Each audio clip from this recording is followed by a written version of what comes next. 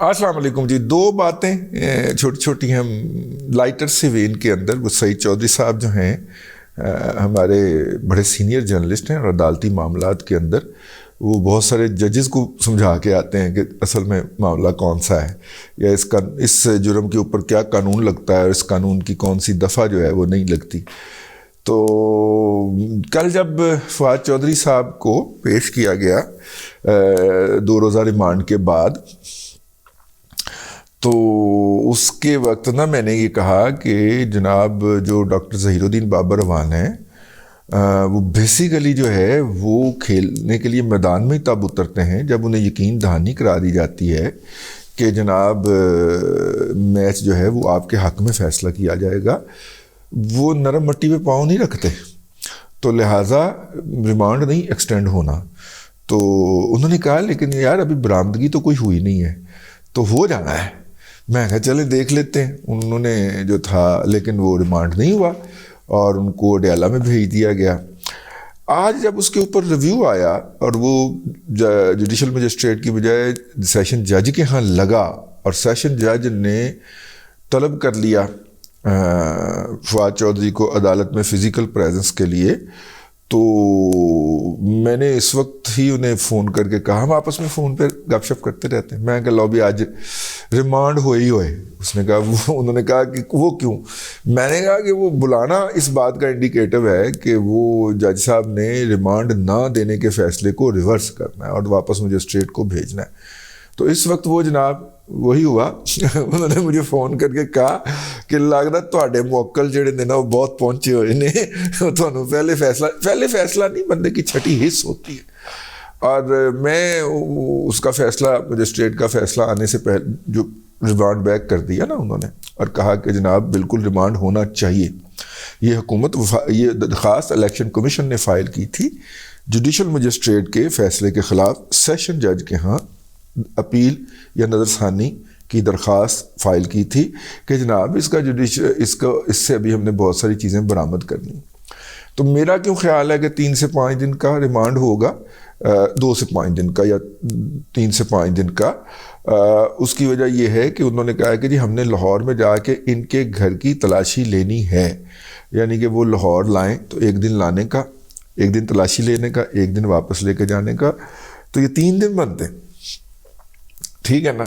تو 3 دن کا ریمانڈ تو اور ہوگا. ویسے بھی جو ہے وہ چونکہ فواد چودھری صاحب نے کہا ہے کہ میں اپنے بیان پہ کھڑا ہوں، میں نے بالکل ان کے خاندان کو دھمکیاں دی ہیں اور میں نے بالکل ان کو منشی کہا ہے اور ان کے خاندان کے لوگ جو ہے وہ باہر نہیں نکل سکیں گے. سارا بیان انہوں نے انڈورس کر لیا ہے. ٹھیک ہے. فواد چودھری صاحب کی جو بیگم صاحبہ ہیں، جو پاکستان میں ان کی بیگم صاحبہ ہیں، امریکہ میں اور ہیں، پاکستان میں اور ہیں.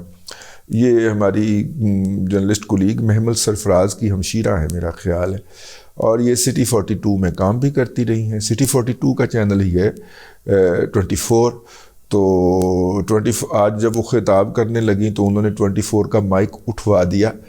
تو اس کے اوپر پھر بعض دوستوں نے کہا کہ یار دیکھیں آپ کو اس ادارے کا تھوڑا سا تو خیال کرنا چاہیے جہاں پہ آپ جاب کرتی رہی ہیں، اور لیکن یہ ہے کہ انہوں نے وہ اٹھوا دیا.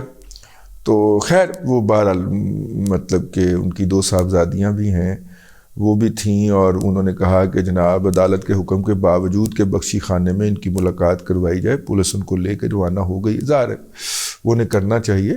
اور بعض دوستوں کو جو شکوہ ہے کہ جناب یا سمجھ نہیں آ رہی کہ جیو کیوں اتنا بڑھ کے، بھئی ان کی ایک امپلائی ہیں، ان کے بردر ان لا ہیں، مطلب ان کے بہنوئی ہیں فواد چودھری صاحب.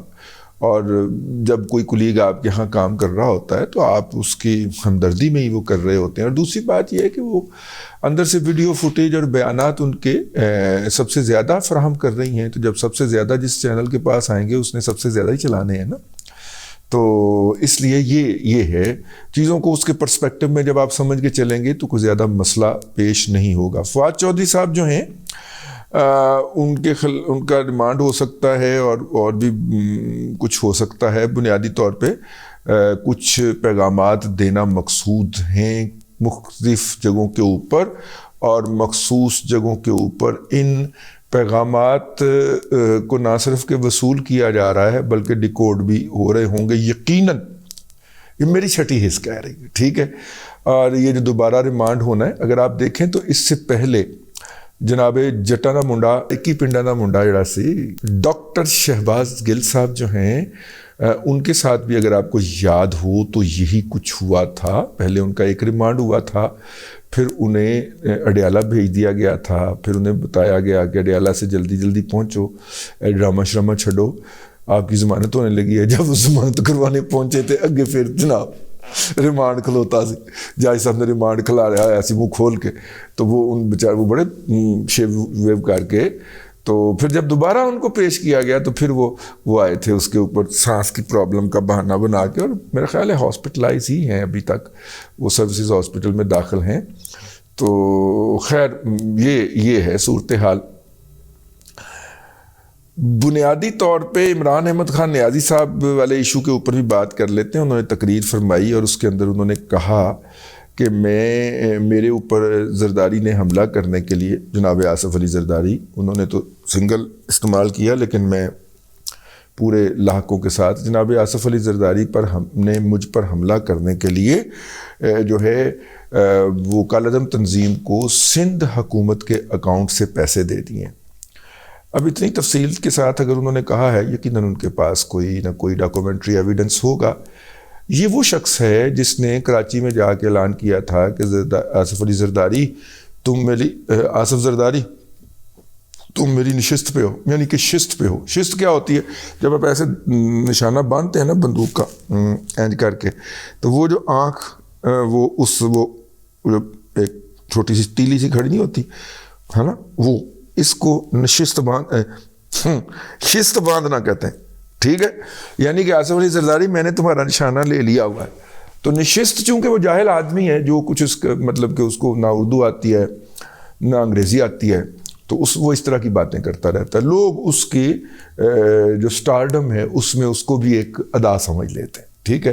تو وہ جاہل نے بلکہ جاہل کے بچے, کرپٹ کے بچے جاہل نے وہ جو تھا وہ کہہ دیا کہ جناب تم میری نشست پہ ہو. بیسیکلی وہ کہہ رہا تھا شست پہ ہو, یعنی کہ آصف علی زرداری میں نے تمہارا نشانہ لے لیا ہوا ہے, میں کسی بھی وقت ٹریگر دبا دوں گا اور تم تارن ہو جاؤ گے, ٹھیک ہے.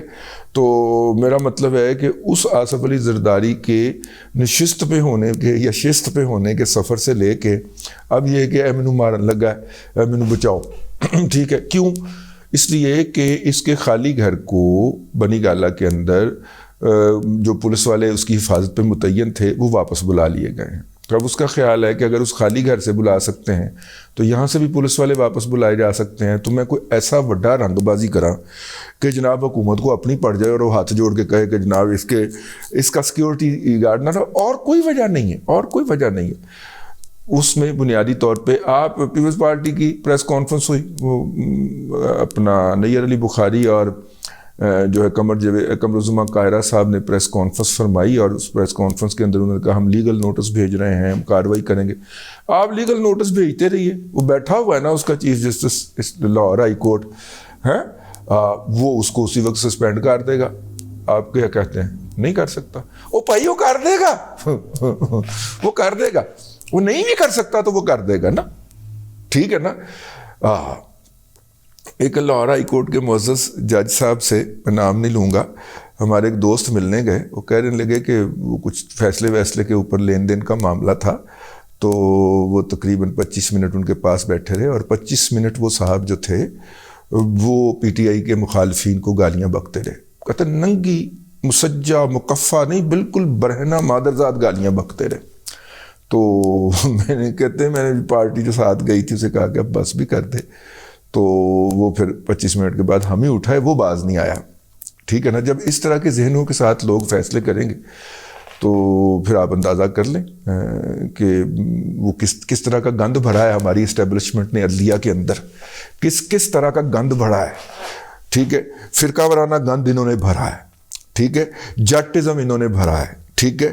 ذہنی طور پہ مجہول قوم الجاہلیہ للعقل للمحدود انہوں نے بھرا ہے, یہ ہماری اسٹیبلشمنٹ نے چن چن کے تنایا یہ گند، تو وہ گند اپنا اثر دکھا رہا ہے اور دکھائے گا، اور یہ گند اتنا کر گئے ہوئے ہیں کہ 1938 تک بھی عمرانڈو چیف جسٹس ہی آندے رہنے گے، لو کار لو گال ٹھیک ہے نا تو قوم جو ہے نا وہ کرے. تو خیر اس لیے میرا خیال ہے کہ اب یہ وقت آ گیا ہے کہ اس عدلیہ کی تطہیر کی جائے، جس طرح باقی عدلیہ کی تطہیر ہو رہی ہے عدلیہ کی بھی تطہیر کی جائے، اور اس کے اندر جتنے بھی بغض کے مارے ہوئے، جتنے بھی جو ہے ill qualified لوگ جو ہیں وہ آ گئے ہیں، ان سے عدلیہ کو صاف کیا جائے. دیکھیں نا ایک نگران جج لگتا ہے، اس کے انڈر جج ارشد بشیر والا واقعہ ہو جاتا ہے اور وہ کرواتا ہے اپنی نگرانی کے اندر، اور وہ سارا واقعہ ہونے کے بعد اس واقعے کو کروانے والا بھی مان کے ریٹائرمنٹ لے کے بھاگ جاتا ہے دبئی، قمر جاوید باجوہ. تو پھر ایس ایجنٹ نو ہی کڈیے نا اتھوں جس نے یہ سارا پرفارمنس دی تھی، بلکہ اس ایجنٹ کو نہیں، ان ایجنٹوں کو بھی تو نکالیں نا جن کو اس غلیظ کام کے لیے بھرتی کیا گیا تھا عدلیہ کے اندر. ٹھیک ہے، اگر ادارے نے اپنے محکمے کے اندر سے وہ لوگ جو کہ پروجیکٹ عمران خان کا حصہ تھے اور پورے باجوائز اور عمرانڈوائز ہو چکے تھے، ان کو نکال کے سائڈ پہ کر دیا ہے، تو اینا نو بھی کڈو نا جی. ٹھیک ہے نا. تو خیر ہماری پریڈکشن پوری ہونا شروع ہو گئی، تو ہی ساڑھے کو بچ کے رہنا چاہیے.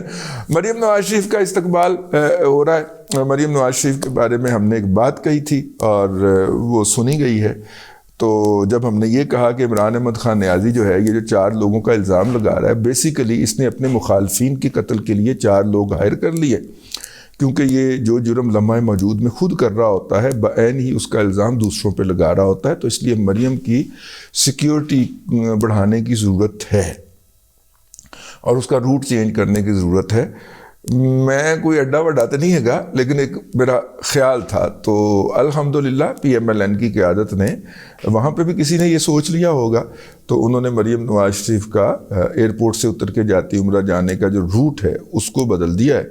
پہلے انہوں نے شہر کے اندر سے ہو کے جانا تھا، اب وہ باروں بار لاہور باروں بار جاتی عمرہ جائیں گی، وہ ایئرپورٹ سے رنگ روڈ پہ سوار ہوں گی تو وہاں پہ پہنچے گی. جلسہ انہوں نے ایئرپورٹ ہی منگوا لیا ہے. تو جلسہ جو ہوگا یا بڑا ان کا ہوگا، اس دوران جو ہے وہ PTI کا سوشل میڈیا یا PTI کا میڈیا مسلسل گمراہی پھیلانے پہ لگا ہوا ہے. مداخلت ہوئی ہے اس کھیل کے اندر. جو میں نے کہا تھا کہ ادھر سے فواد چودھری کو ضمانت پہ رہا کروا کے لایا جائے گا، ادھر مریم نواز شریف کا جو جلوس ہے وہ رواں دواں ہوگا، یہ کسی کی سازش تھی. یہ میں نے بیان کر دی تھی اپنے ولاگ کے اندر، اس کے اندر مداخلت ہو گئی. ٹھیک ہے، اب فواد چودھری صاحب رہا نہیں ہونے جا رہے، ان کی درخواست ضمانت کی ٹیک اپ نہیں ہونے دی گئی، اس کی بجائے ان کا جو ہے ریمانڈ ایکسٹینڈ کر دیا گیا. تو تھوڑا تویش کا کام شروع کر لیے، چل جائے گا انشاءاللہ. تو وہ نہیں ہوگا جی، ٹھیک ہے، وہ نہیں ہونے جا رہا جس بات کا میں نے کل خدشے کا اظہار کیا تھا کہ اگر یہ ہوتا ہے تو پھر یہ ہوگا. تو لیکن آج میں نے دیکھا کہ وہ چیزوں کو اللہ بھی تو ہے نا جی، وہ مداخلت کر دیتی ہے فطرت، تو وہ ہو گئی ہے.